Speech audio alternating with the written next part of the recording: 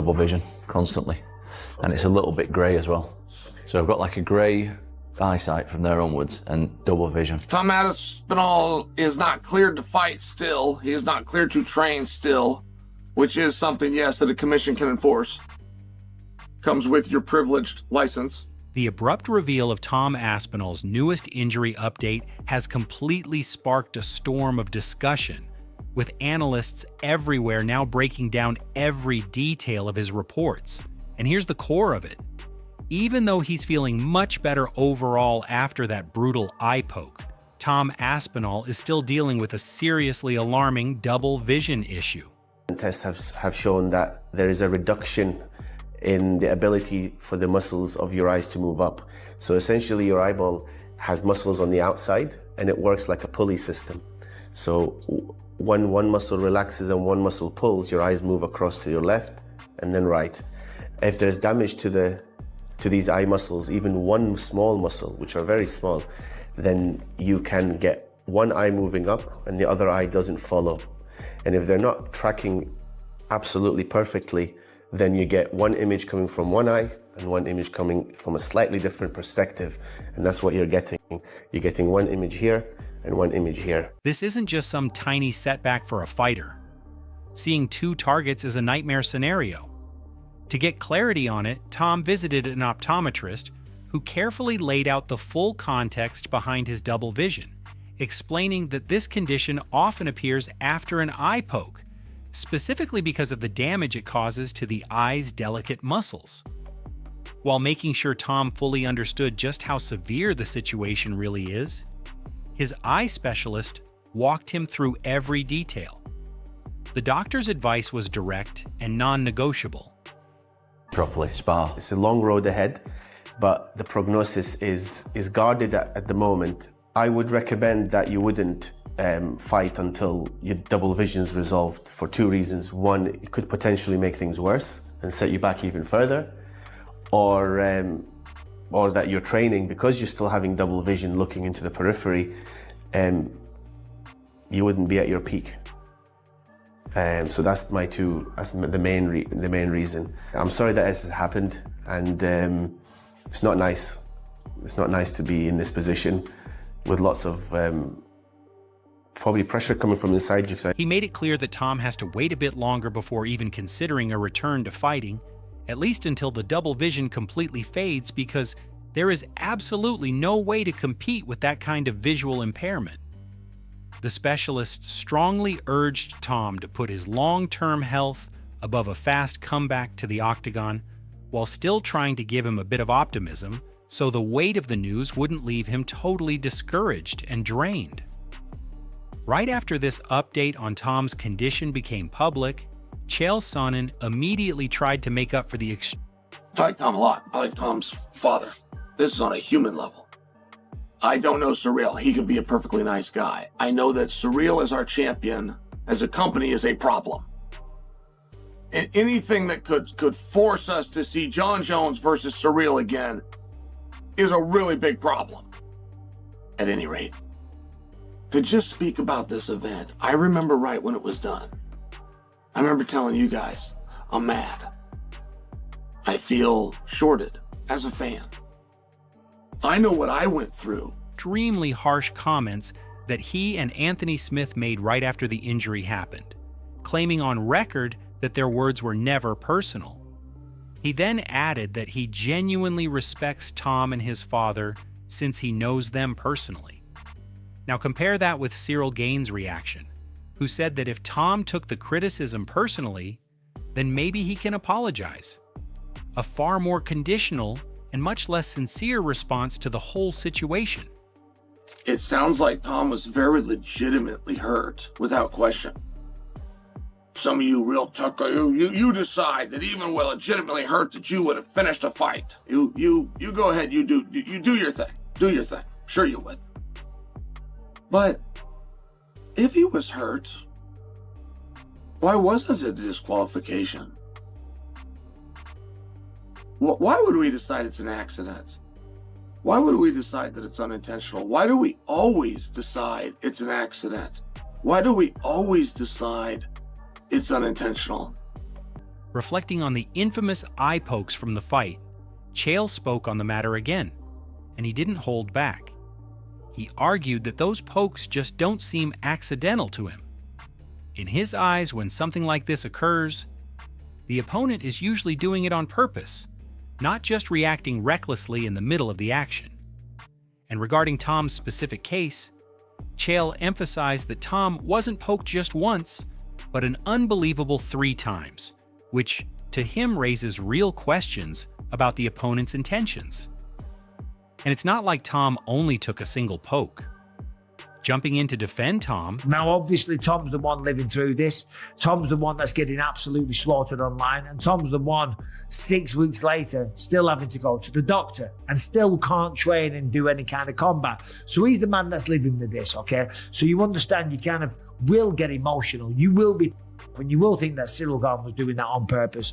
I still don't, okay? I don't think Cyril Gane did that on purpose. What you want to do is crack someone in the face. And when the hands are out, when you go to grab, if someone comes in to take you down or whatever, sometimes that happens. That's why this whole rule of the fingers being up, not allowed there. And his sharp comments towards Cyril Gane, Michael Bisping joined the debate, pointing out that Tom has been going through an extremely rough and draining period. Bisping attempted to justify Tom's criticism by framing it from a fighter's point of view, saying it was obvious how intensely Tom had trained for this matchup, only for everything to collapse because of an eye poke. So for Bisping, a fighter venting some anger at their opponent is entirely normal, especially for someone who just saw months of unforgiving preparation amount to absolutely nothing. They're done, and it's easy to get a thicker skin like I have over the years when you've been in the spotlight for 20 years. Tom's still relatively new to this, and 1 minute is the belle of the ball, the next minute everyone online is talking, okay? And that's a hard thing to deal with. You got to remember, yeah, he's a big gigantic dude and he's the heavyweight champion of the world, but deep down inside he's still only a human being, and it seems like the entire fan base has turned their back on him and they're talking crap, okay? So yeah, it doesn't feel good. Like there's one right here. Tom is the most overrated fighter in UFC history. It's just absolute. As for that absurd trend of people digging through fan comments just to mock Tom, one commentator completely called them out, saying everyone needs to stop trolling him. He clarified that these are simply Tom's haters, intentionally trying to make an already difficult moment even worse. He gave a firm shut-up message to those people, saying he had been through the exact same phase in his own career, so he genuinely understood what Tom is facing. He also tried to push that positive energy toward Tom directly. I don't think it's that serious, although the fact that 6 weeks later he's still not cleared for competition, that is alarming. First thing he's got to do is listen to the doctors. Do not rush anything. The man's still young. He's in his prime. He's not on borrowed time. He's still got years ahead of him. Listen to the doctors. Come back, whoop some ass, take the gloves off. No more Mr. Nice Guy. Tell everyone to go themselves, knock some people out, and this whole escapade will be behind him. Doing interviews and showing the receipts and showing the doctor's appointments and all the rest of it, I don't think that's the way forward. I really don't. Advising him to ignore all those hateful, pointless remarks. It's honestly just ridiculous. Wrapping up the discussion, Bisping shared some veteran advice, insisting that Tom should absolutely avoid rushing back into a fight or attempting a premature return. Instead, at this fragile stage of recovery, he must listen to his doctors and follow their recommendations exactly. He added that Tom should focus on the peak of his career ahead, saying he believes Tom will recover and return to his normal life soon, but he has to stay patient. Confirmed clinical findings by eye doctors in hospitals. Everybody's still out there maybe saying, this is fake, this is such... We ain't accepting apologies, dude. You're on that side, you're on that side. You want to be one of them, you're on one of them. Okay? I still see people on Twitter saying, this is ChatGPT. This ain't ChatGPT, dude. What do you think this is? He's cooking up a fake little thing to type down, fake doctor's notes to put up on his Instagram. This is the heavyweight champ we're talking about here, dude. This is... And committed through the process. While listening to Tom Aspinall's video explaining his condition after the eye poke, the analyst known as the Anime Guru said that since Tom has confirmed the injury was very real, anyone who mocked him should step up and apologize. He added that people claiming Tom's medical reports are fake probably just treat MMA casually and with no real understanding. He emphasized the point by saying this is the heavyweight championship we're dealing with. I was poked, and Cyril Gahn put his fingers in Tom Aspinall's eyes, and Tom Aspinall got Brown syndrome from it. I don't know if this is a symptom of Brown syndrome on Tom Aspinall. Maybe this is late stage, and there's still a chance. But bilateral traumatic Brown syndrome. He's got Brown syndrome. It could have been a different one that sounds similar, different type of syndrome. We dodged that one for now. He always looked a bit like Shane Gillis. Bilateral traumatic Brown syndrome, indicating disruption of the superior oblique tendon, trochlear. So people should be very careful with their words when speaking about elite fighters. But things took an odd turn when the guru started analyzing Tom's confirmed clinical findings in an obviously sarcastic manner. He mockingly claimed that Tom was diagnosed with bilateral traumatic Brown syndrome. Then he began questioning it, suggesting the trauma was being tied to cognitive diseases, even though Tom's main issue is clearly his eye. He acted confused, asking how an eye injury could be linked. Surgery, please. That sounds dreadful. That sounds like a lot of time off. That sounds like permanently worrying about it moving forward. Maybe it could go wrong, the surgery, and if it goes wrong with the eyeball, it could really go wrong. Dude, is it the Bisping curse of UK UFC fighters? Arnold Allen's got to watch out. You know? Pimlet's fighting for a title against Gaethje. Pack your goggles, okay? Big time. Yeah, there might be a curse going round. To cognitive problems, clearly trying to make the diagnosis sound questionable and difficult for people to accept. When the possibility of Tom needing surgery came up, the guru argued that he hopes it doesn't reach that point, because if Tom truly requires a major procedure on his eye, it would become far harder for him to come back to the sport. He then made up a new label for Tom's injury, calling it a Bispinger's, referencing Michael Bisping's career-changing eye poke, joking that all UK fighters seem destined to suffer eye pokes. So on one hand, I think this is a big deal. Number one, if Tom can't move his eyes from left to right, up and down freely and see everything coming his way, he can't fight. Now, again, this is a bad thing if it's as bad as we're saying in the video here when it says traumatic Brown syndrome, indicating disruption of the superior oblique tendon trochlear mechanism. That's not the end of this. That's not the end of the road when it comes to how bad this could potentially be. But if you can't use your eyes without turning your head to see things, like if your eyes are stuck in a very limited space, think about like tendonitis of the... The guru pretends to worry about Tom's future, while on the other, he openly mocks him. The whole MMA community has been wondering what comes next for Tom Aspinall ever since his first video explaining the injury leaked. Analysts haven't stopped talking about his health situation. Many analysts believe Tom is pretending to be injured or exaggerating the seriousness of the eye poke, while others think he's overstating his symptoms. It's obvious these are mostly Tom's critics. Not being able to move them, that's GG's on your career, because one thing you need, as much as you need anything else in MMA to fight, is your eyes.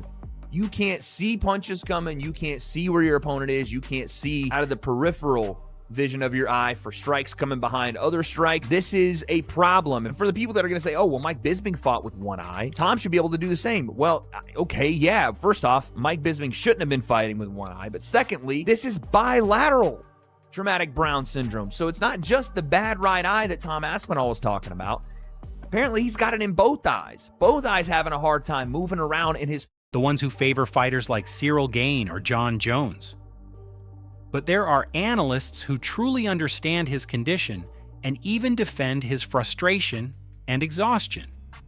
Still, the situation is not as simple as some people assume, because Tom has reportedly been diagnosed with Brown syndrome, which is a major concern for both his health and his career.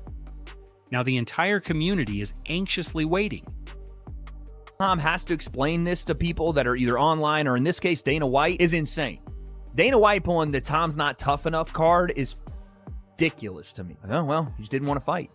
No, it's not that he didn't want to fight. It's that if he chooses to fight without having any vision, he will not only surely lose, but also may impair his health even further. And like Dana said, who gives? They'll just move on, put the belt on Ciryl Gane, probably blackball Tom based on the stuff that Tom's dad said, based on the fact that Tom doesn't want to fight a certain heavyweight, and based on the relationship they have, and because the UFC runs the whole thing, they can kind of... So people should be very careful with their words when speaking about elite fighters. But things took an odd turn when the guru started analyzing Tom's confirmed clinical findings in an obviously sarcastic manner. He mockingly claimed that Tom was diagnosed with bilateral traumatic Brown syndrome. Then he began questioning it, suggesting the trauma was being tied to cognitive diseases. These eyes are damaged so badly that they are hurt 6 weeks later. Apparently, he's legally blind now. That's the narrative they're going with. That is in the doctor's report, that he has like 8% and 21% vision, something along those lines, which is absolutely insane. These are the eyes. These are the damaged eyes. I mean, this is absolutely insane.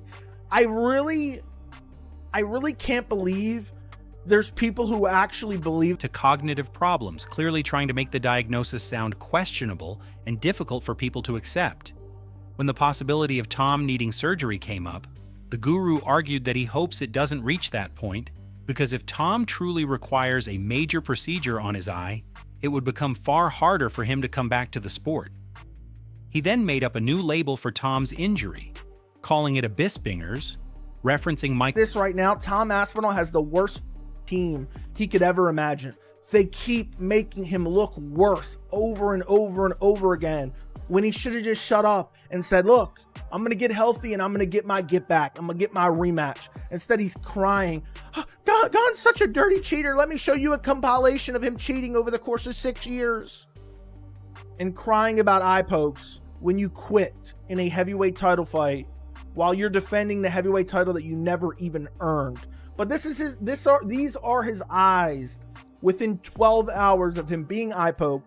And now we're 6 weeks later and magically he has all these.